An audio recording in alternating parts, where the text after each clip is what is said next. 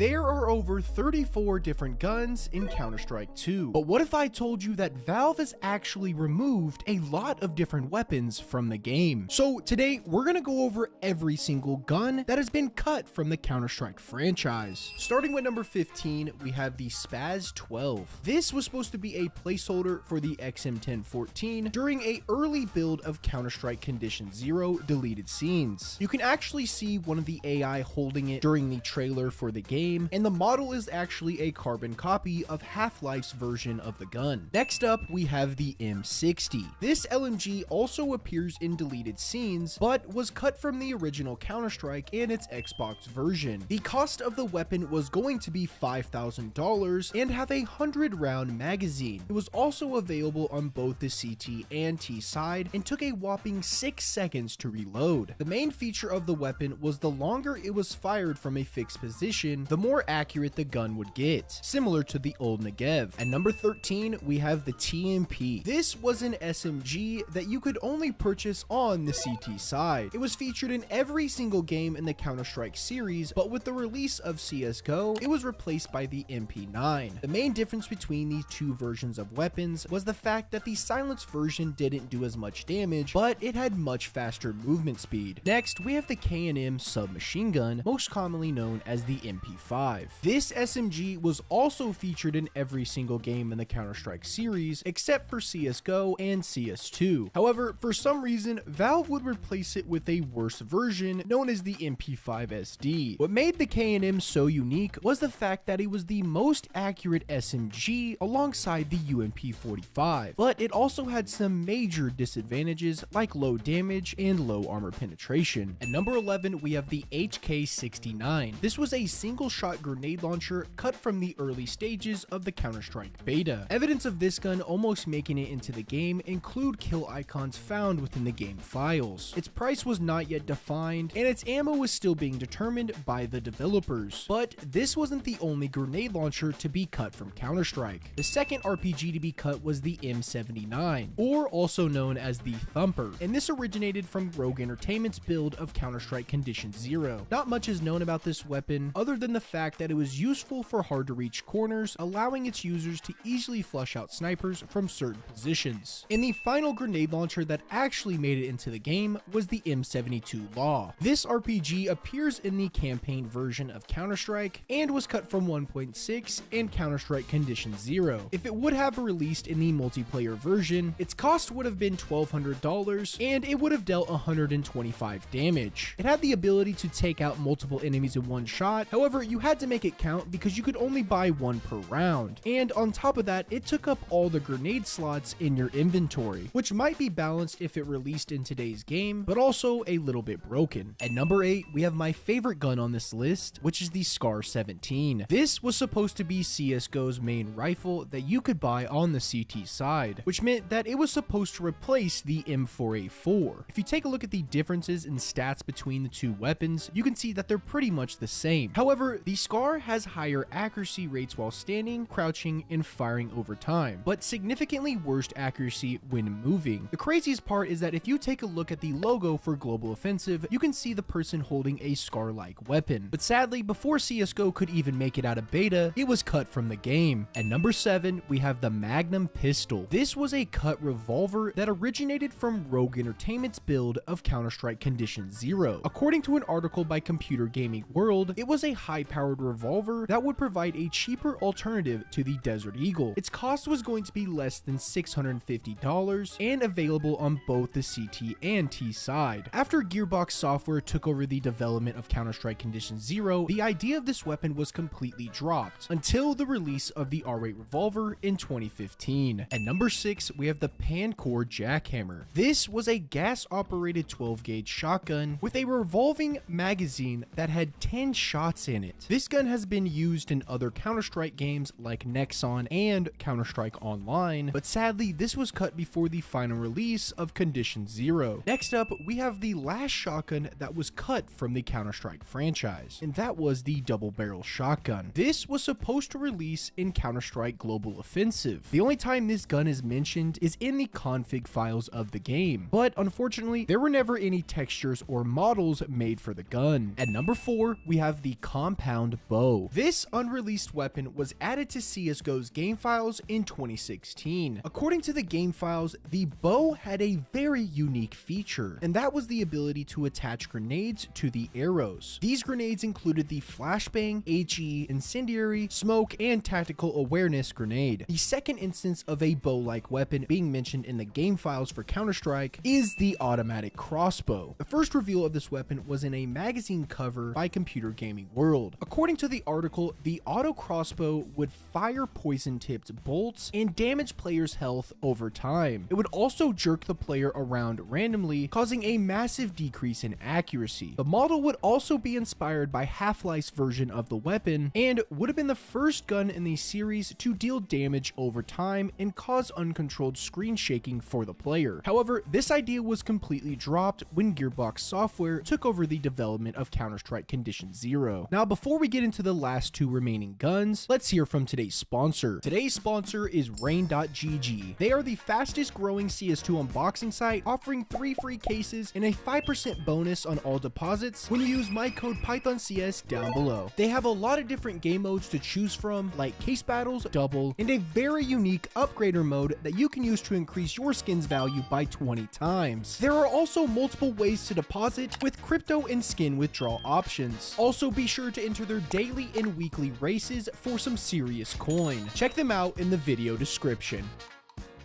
At number 2, we have the SIG SG-3000. This sniper rifle was planned for the original Counter-Strike beta, but the weapon was never released. This gun was originally revealed on the official Counter-Strike website back in 1998, but before the beta, it was replaced by the G3 SG-1, and according to its official description, it had the ability to one-shot headshot, but not one-shot to the body. And at number 1, we have the TAC-21. This was also a unreleased bolt-action sniper that was added to CSGO's game files in 2014. The first mention of the weapon was the sound of the gun being added to the game files, but sadly, every one of these files was removed from the game in 2016.